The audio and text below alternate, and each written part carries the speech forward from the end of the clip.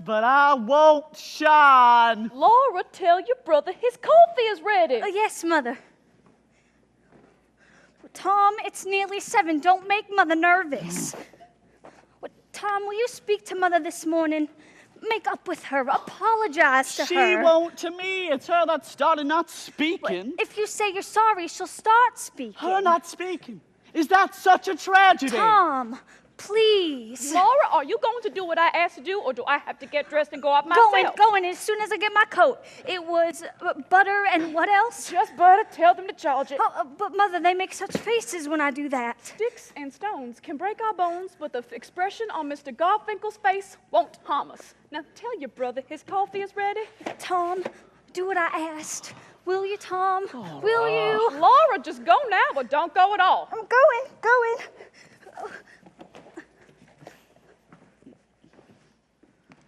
Whoa! Laura! I'm all right. I slipped, but I'm all right. Oh, if someone breaks a leg on those fire escape steps, the landlord ought to be sued for every cent he possesses.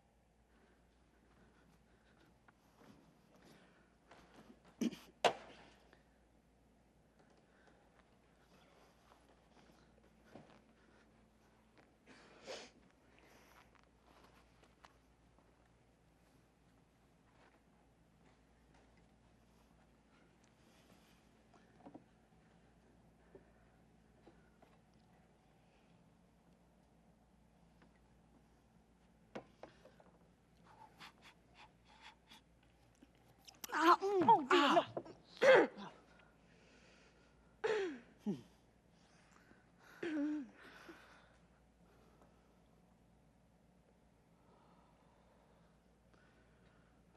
Mother, I apologize, Mother. Oh, I'm sorry for what I said.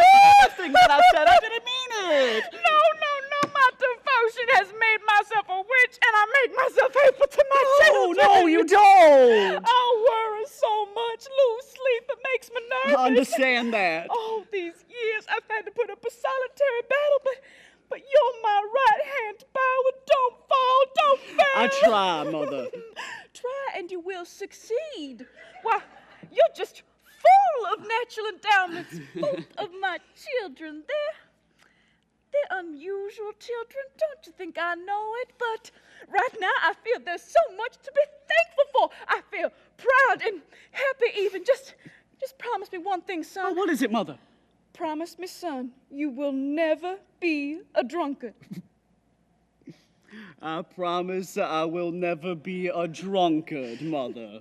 Good, that's what worried me so, that you've been drinking. Well, eat a bowl of Purina. No, thank you. Oh, shredded wheat No, biscuit? no, just coffee. Well, you can't put in a day's work on an empty stomach. You have 10 minutes. Oh, now don't gulp. Drinking too hot liquids makes cancer of the stomach. Well, aren't you going to put cream in? No, thank you. To cool it? No, Mother, I want it black. I know, but it's not good for you. We have to do everything we can to build ourselves up. In these trying times we live in, all that we have to cling to is each other. That's why it's so important to... Tom, I sent your sister out so I could talk to you. If you hadn't spoken to me, I would have spoken to you. What is it that you want to discuss, Mother? Laura. Oh. Laura. You know how Laura is. She's quiet, but still water runs deep. She notices things, and I think she broods about them. A couple of nights ago, I came in and she was crying. What about? You. Me? She has an idea that you're not happy here. What gave her that idea? What gives it an idea? However, you have been acting strangely.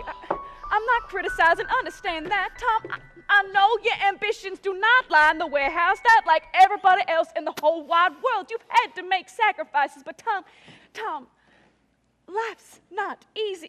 It calls for Spartan endurance. There are so many things in my heart that I cannot describe to you. I never told you, but I loved your father. I know that, Mother. And when I see you taking after his ways, staying out nights, and well, you had been drinking that time, you were in that terrifying condition. Yeah. Laura says that you hate the apartment and that you go out nights to get away from it. Is that true? No.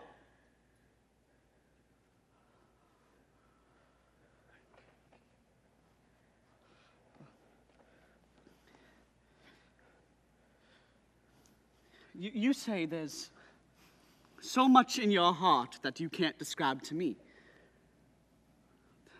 That's true for me, too. There's so much in my heart that I can't describe to you. So let's just respect each other's... Why, Tom, are you always so restless? Where do you go to I go to the movies. Tom, why do you go to the movies so much? I go to the movies because I like adventure. Adventure is something I don't get much of at the warehouse, and so I go to the movies. But, Tom, you go to the movies entirely too much. I like a lot of adventure.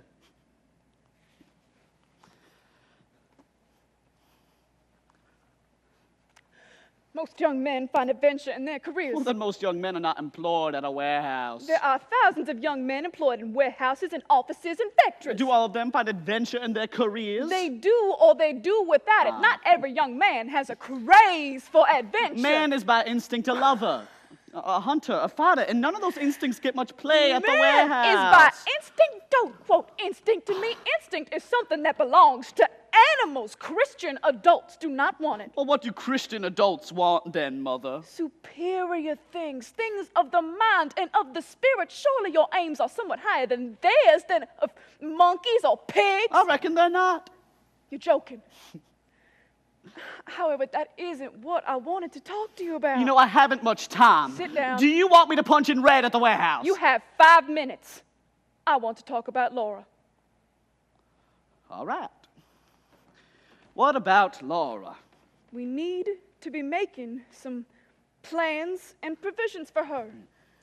She's older than you 2 years, and nothing has happened. She just drifts along doing nothing. It frightens me terribly how she just drifts along. I reckon she's the type that people call homegirl. There's no such type, and if there is, it's a pity.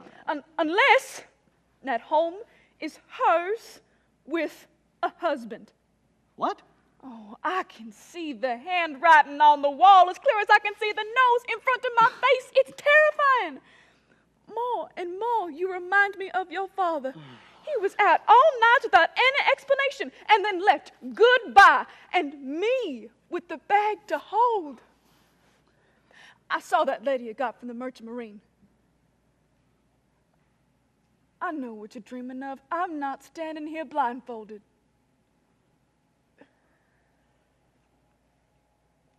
Very well, then. Then do it. But not until there's someone to take your place. What do you mean? I mean that as soon as Laura has got a home of her own, independent, well, then you can go whichever way you please, whichever way the wind blows you, on land or sea, whatever. But until that time, you have got to take care of your sister. I don't say me because I'm old and I don't matter. I say your sister because she's young, independent. I tried putting her in business college, a dismal failure, got sick at the stomach and had to leave. I tried putting her in the youth league at church, another failure. She spoke to nobody and nobody spoke to her. Now, all that she does is just fool around with these glass ornaments and play those old phonograph records. What kind of life is that for a girl to lead? Well, what can I do about it? Overcome selfishness. Self is all that you ever think about. Where is your wool muffler? Put your wool muffler on. Tom, I hadn't finished saying what I meant to talk Mother, to you about. I am Please, just come going here to for be 1 late. minute. You have time, Tom. Tom, please, Mother, just will you listen please to your let me mother. through so I can get Please, to work Tom, on time? Tom, down at the warehouse, aren't there some nice young men? No. Oh, please, find one who's clean living, doesn't Mother, drink, and what ask are you him out, talking a about? sister, Oh, to my meet. gosh. Get acquainted, please, will you? Will you? Oh, will you? Yes! Oh my gosh.